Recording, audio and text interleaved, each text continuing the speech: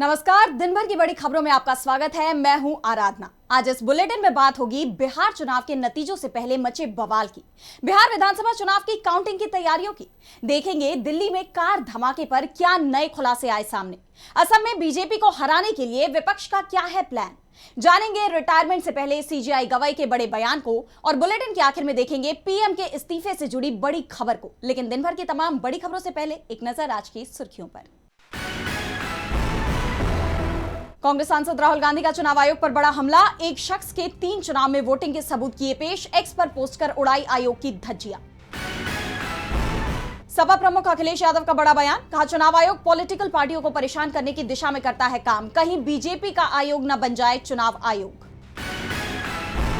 विवादित Jeffrey Epstein से जुड़े मेल में आया केंद्रीय मंत्री हरदीप पुरी का नाम, कांग्रेस ने पीएम से मांगा जवाब, साल 2014 का है ईमेल।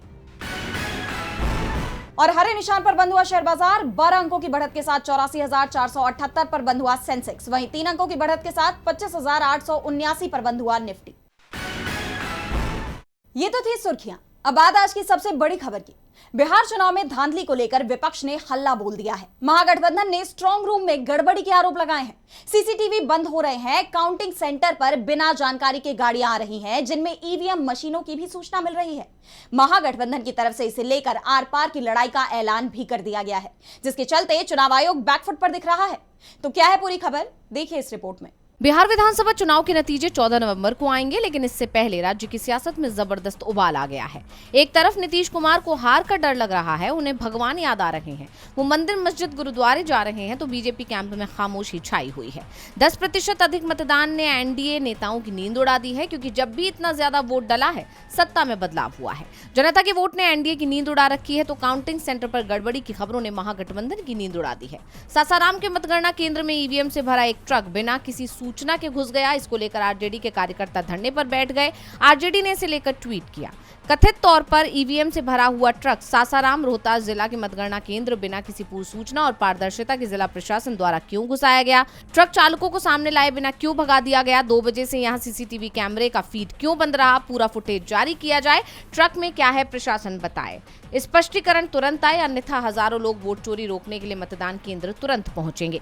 इससे पहले भी काउंटिंग सेंटर से गड़बड़ी की खबरें आती रही हैं, जिसे लेकर आरजेडी के एमएलसी सुनील सिंह ने चुनाव आयोग को सख्त चेतावनी दे दी है। उन्होंने कहा, अगर मतगणना के दौरान 2020 की तरह से धांधली या गड़बड़ी की गई तो बिहार की सड़कों पर नेपाल जैसा नजारा देखने को मिलेगा। इस बार का चुनाव बदलाव के लिए हुआ है और जनता ने नीतीश कुमार और बीजेपी की सरकार को पूरी तरह से नकार दिया है।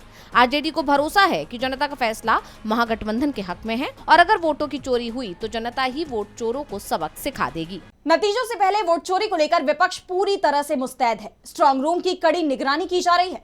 उधर चुनाव आयोग भी काउंटिंग की तैयारी पूरी कर चुका है। काउंटिंग सेंटर्स पर चुनाव अधिकारी भेज दिए गए हैं। बैलेट पेपर से लेकर ईवीएम की मतगणना तक के लिए सारी व्यवस्थाएं पूरी हो चुकी है। चुनाव अधिकारियों को दिशा निर्देश दे दिए गए हैं। तो क्या है काउंटिंग के लिए चुनाव आयोग की तैयारी, जानेंगे इस रिपोर्ट में। बिहार विधानसभा चुनाव की 243 सीटों की काउंटिंग कुछ ही घंटों में शुरू हो जाएगी और चुनाव के नतीजे सामने आ जाएंगे। मतगणना की तैयारियां जोर शोर से चल रही हैं। चुनाव आयोग के साथ साथ विपक्ष भी एक्टिव मोड में है। चुनाव आयोग ने बिहार विधानसभा चुनाव का सफलतापूर्वक आयोजन किया, जिसमें मतदान प्रतिशत 67.13% रहा, जो 1951 के बाद से अब तक का सबसे ज्यादा है। इस साल हुए मतदान ने कई रिकॉर्ड तोड़ दिए और अब सबको इंतजार है नतीजों का। और काउंटिंग के लिए चुनाव आयोग के निर्देशों के मुताबिक बिहार के 38 जिलों की 243 विधानसभा सीटों के लिए 46 काउंटिंग सेंटर बनाए गए हैं। इस बार कई जिलों की सीटों के लिए अतिरिक्त मतगणना स्थल बनाए गए हैं। डाक मतपत्रों की गिनती सबसे पहले शुरू होगी। उसके बाद ईवीएम की गिनती सुबह 8:30 बजे शुरू होगी। डाक मतपत्रों की गिनती ईवीएम मतगणना के अंतिम चरण से पहले पूरी होनी है। बता दें कि डाक मतपत्रों की गिनती आरओ के जरिए उम्मीदवारों या उनके मतगणना एजेंटों की मौजूदगी में की जाती है। सुबह लगभग 9 बजे से वोटों की गिनती के रुझान आने शुरू हो जाएंगे। सबसे पहले बैलेट पेपर की गिनती पूरी की जाएगी, उसके बाद ईवीएम के वोटों की गिनती शुरू होगी। इसके लिए हर सीट पर 14 काउंटिंग टेबल बनाई गई है। हर एक राउंड में 14 बूथ के नतीजे जोड़े जाएंगे। इसके साथ ही इन जगहों पर सुरक्षा व्यवस्था के भी कड़े इंतजाम किए गए हैं। बिहार चुनाव के नतीजों पर सबकी नजर बनी हुई है, तो चर्चा दिल्ली धमाके को लेकर भी जोरों पर है। हर दिन इस घटना पर नए खुलासे सामने आ रहे हैं। लाल किला मेट्रो स्टेशन के पास हुए इस कार धमाके से पूरा देश हिल गया है। जहां एक तरफ इस स्टेशन को अगले आदेश तक के लिए बंद कर दिया गया है, तो जांच एजेंसी को कई सुराग भी मिले हैं। तो क्या कुछ है दिल्ली धमाके को लेकर ताजा अपडेट, जानेंगे इस रिपोर्ट में।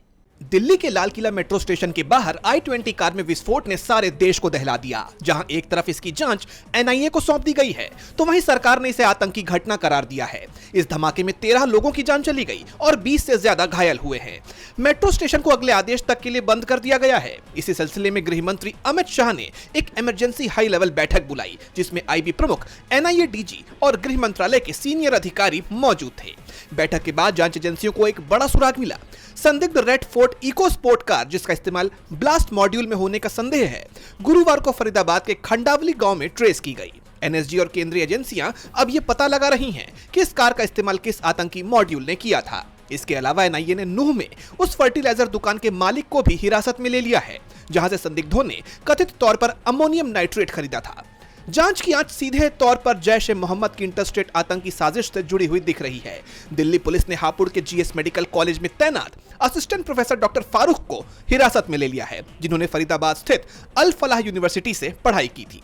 यूनिवर्सिटी की आधिकारिक वेबसाइट को भी अस्थायी रूप से डाउन कर दिया गया है, क्योंकि इसका नाम जांच में सामने आया है। जानकारी के मुताबिक कश्मीर में 250 से ज्यादा लोगों से पूछताछ की जा चुकी है और 12 संदिग्धों को हिरासत में रखा गया है।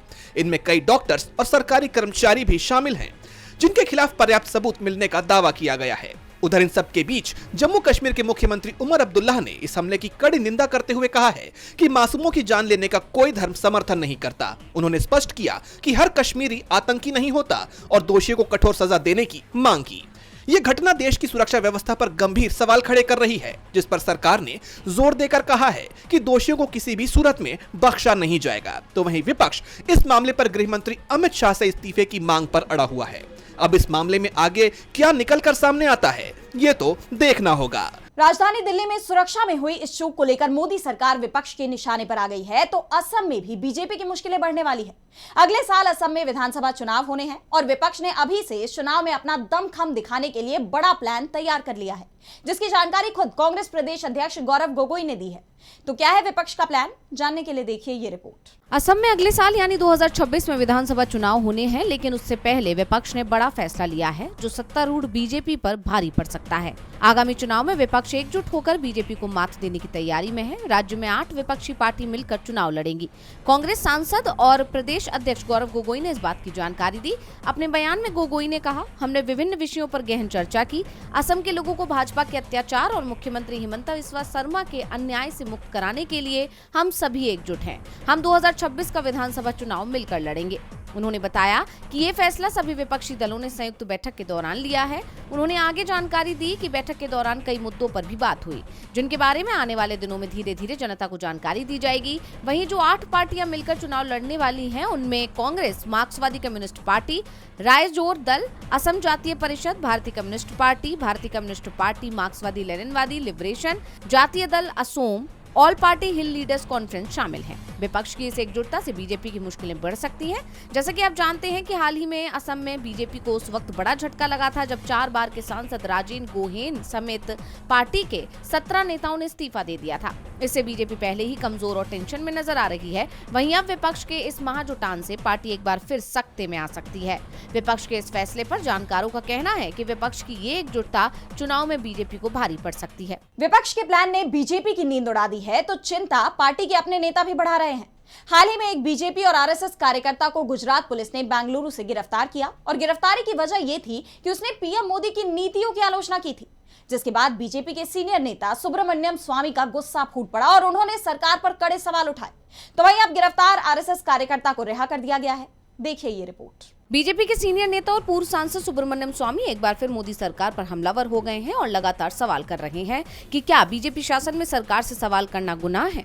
दरअसल बीजेपी और आरएसएस कार्यकर्ता गुरुदत्त करकला शेट्टी की गिरफ्तारी को लेकर सुब्रमण्यम स्वामी ने सख्त रुख अपनाते हुए अपने वकीलों को इस मामले को उठाने और मौलिक अधिकारों और स्वतंत्रताओं को सुनिश्चित करने का अनुरोध किया, जिसके बाद गिरफ्तार कार्यकर्ता रिहा हो गया। गुरुदत्त की रिहाई को लेकर सुब्रमण्यम स्वामी ने एक्स पर लिखा कि हाल ही में गुजरात पुलिस ने 21 साल के आरएसएस से जुड़े छात्र को गिरफ्तार करने के लिए 5 अफसरों को बेंगलुरु भेजा। ये थोड़ा अजीब लगा। उस छात्र ने बस इतना किया था कि उसने पुलिस द्वारा अभिव्यक्ति की आजादी पर किए जा रहे दबाव का मजाक उड़ाया था। अब सवाल ये है कि गुजरात पुलिस को ऐसा करने का अधिकार किसने दिया। शायद इसके खिलाफ हमें अदालत का रुख करना पड़े। जैसे कि आप जानते हैं कि सुब्रमण्यम स्वामी अक्सर ही मोदी सरकार की नीतियों को लेकर उन पर हमलावर रहते ही हैं और अब एक बार फिर उन्होंने ये हमला बोला है। सवाल उठ रहे हैं कि क्या लोकतंत्र में आलोचना की कोई जगह नहीं है? क्या आलोचना करने पर बीजेपी अपने ही नेता को गिरफ्तार कर सकती है, और वो भी किसके इशारे पर? क्या ये पुलिस बल का गलत इस्तेमाल नहीं है? सवाल कई हैं। बता दें, शेट्टी की रिहाई के बाद अब सुब्रमण्यम स्वामी ने सरकार के रवैये पर निशाना साधते हुए अदालत का रुख करने की चेतावनी दे दी है। बीजेपी नेता ने अपनी ही सरकार को कटघरे में खड़ा कर दिया है, तो सीजेआई बीआर गवई के बयान ने भी कई सवाल खड़े कर दिए हैं। सीजेआई गवई का कार्यकाल खत्म होने में बस 10 दिन बचे हैं। रिटायरमेंट से पहले सीजेआई गवई ने लैंगिक समानता यानी जेंडर जस्टिस पर मुखरता से अपनी बात रखी है। इसके साथ ही उन्होंने ये भी कहा कि यात्रा अभी भी अधूरी है। तो ऐसा क्यों बोले सीजेआई गवई और क्या है पूरा मामला, जानेंगे इस रिपोर्ट में। 23 नवंबर को सीजेआई बीआर गवई का कार्यकाल खत्म होना है। रिटायरमेंट से पहले सीजेआई गवई कई मुद्दों पर राय देते नजर आ रही हैं और अब उन्होंने लैंगिक समानता पर अपनी बात रखी है। सीजेआई गवई ने जनता से आह्वान किया है कि लैंगिक समानता यानी कि जेंडर जस्टिस की दिशा में हमारी यात्रा तभी सफल होगी जब महिला और पुरुष दोनों मिलकर सहयोग करेंगे और किसी भी चुनौती को पार पाने में समान रूप से योगदान देंगे। सीजेआई गवई ने आगे कहा कि लैंगिक न्याय हासिल करना सिर्फ महिलाओं की इकलौती जिम्मेदारी नहीं है। इस उद्देश्य की प्राप्ति के लिए पुरुषों को ये मानना होगा कि उनके पास मौजूद असमान शक्ति को शेयर करना नुकसान की बात नहीं है, बल्कि समग्र रूप से समाज की मुक्ति की दिशा में एक बड़ा कदम है। इस दौरान सीजेआई ने 75 वर्षों की प्रगति का भी जिक्र किया। उन्होंने कहा कि अदालतों और लोगों के बीच संवाद भारत की लोकतांत्रिक ताकत के सबसे महत्वपूर्ण स्रोतों में से एक है, जो हमें याद दिलाता है कि लैंगिक समानता की तरफ बढ़ना कोई मंजिल नहीं है, बल्कि ये एक प्रतिबद्धता है जिसे लगातार नवीनीकृत किया जाता है। हालांकि उन्होंने कहा कि प्रगति के बावजूद लैंगिक समानता की दिशा में यात्रा अभी भी पूरी नहीं हुई है। उनके इस बयान से साफ हो गया है कि यात्रा अभी अधूरी है। सीजेआई का ये बयान उनके रिटायरमेंट से पहले आया है। सीजेआई बीआर गवई 23 नवंबर को रिटायर हो रही हैं, जिसकी चर्चाएं तेज है। ऐसे में उनका ये बयान काफी अहम माना जा रहा है। और बुलेटिन के आखिर में देखेंगे पीएम के इस्तीफे से जुड़ी बड़ी खबर को। 130वें संविधान संशोधन विधेयक को लेकर जेपीसी का गठन कर दिया गया है, जिस पर अब पूरे इंडिया गठबंधन ने अपना रुख साफ कर दिया है। ये वही विधेयक है जिसके तहत किसी भी मंत्री या फिर प्रधानमंत्री के 30 दिन तक गिरफ्तार होने पर उनकी कुर्सी जाने का प्रावधान है। तो इस बिल को लेकर बनी जेपीसी पर क्या है विपक्ष का रुख, जानने के लिए देखिए ये रिपोर्ट। पीएम सीएम को हटाए जाने वाले 130वें संविधान संशोधन विधेयक के लिए जेपीसी का गठन हो गया है। भले ही जेपीसी का गठन हो गया हो, लेकिन अब इस पर राजनीतिक घमासान भी शुरू हो गया है। इस जेपीसी का पूरे इंडिया गठबंधन ने बॉयकॉट कर दिया है। इसमें कांग्रेस, टीएमसी, समाजवादी पार्टी और डीएमके जैसे प्रमुख विपक्षी दल शामिल हैं। इन विपक्षी पार्टियों का कहना है कि ये विधेयक दोष सिद्ध होने तक निर्दोष रहने के कानून के मूलभूत सिद्धांत का उल्लंघन करता है। आइए समझते हैं कि ये विधेयक क्या है। ये विधेयक प्रधानमंत्री, मुख्यमंत्रियों और केंद्रीय राज्य मंत्रियों को पद से हटाने का प्रावधान करता है यदि वो गंभीर आरोपों में लगातार 30 दिनों तक गिरफ्तार रहते हैं और इस अवधि के भीतर उन्हें जमानत नहीं मिलती है तो उन्हें अपने आप उनके पद से हटा हुआ मान लिया जाएगा। विपक्षी दलों का कहना है कि गिरफ्तारी के आधार पर अपने आप पद से बर्खास्तगी का ये प्रावधान न्यायिक प्रक्रिया और कानून के शासन के खिलाफ है। उनका तर्क है कि किसी व्यक्ति को सिर्फ आरोप या गिरफ्तारी के आधार पर सजा नहीं दी जा सकती, खासकर जब तक कि कोर्ट की तरफ से उसे अंतिम रूप से दोषी करार ना दे दिया जाए। विपक्ष इस विधेयक को एक जल्दबाजी वाला और कठोर कदम मानते हैं जो सत्ताधारी दल की तरफ से राजनीतिक विरोधियों को निशाना बनाने के लिए इस्तेमाल में लाया जा सकता है। जैसा कि आप जानते हैं कि लोकसभा स्पीकर ओम बिरला ने समिति में सभी दलों का प्रतिनिधित्व सुनिश्चित करने का प्रयास करने की बात कही थी, लेकिन इंडिया गठबंधन के नेताओं को शायद वो संतुष्ट नहीं कर पाए और इसलिए इन तमाम विपक्षी दलों ने अब इसका बहिष्कार कर दिया है। विपक्ष का ये भी आरोप है कि जेपीसी में विपक्षी नेताओं को बोलने नहीं दिया जाता और अगर बोलने दिया जाए तो उनकी बातों को तवज्जो नहीं दी जाती है। दिलचस्प बात यह है कि इस 31 सदस्यीय समिति में 21 सदस्य तो बीजेपी के ही हैं। वहीं गौर करने वाली बात यह है कि शरद पवार की एनसीपी और ओवैसी की एआईएमआईएम ने जेपीसी का हिस्सा बनने का फैसला किया है। इसके अलावा YSRCP, Biju Janata Dal, Shiromani Akali Dal, AGP, AIADMK, TDP और यूपीपीएल जैसे दलों के सदस्य भी शामिल हैं। बीजेपी सांसद अपराजिता सारंगी कमेटी की अध्यक्षा होंगी। विपक्षी दलों के इस बहिष्कार ने जेपीसी की निष्पक्षता और व्यापक प्रतिनिधित्व पर सवाल खड़े कर दिए हैं, जिससे भविष्य में इस विधेयक पर संसद के शीतकालीन सत्र में तीखी बहस होने की संभावना है। तो आज इस बुलेटिन में इतना ही। आप देखते रहिए डीबी लाइव। नमस्कार।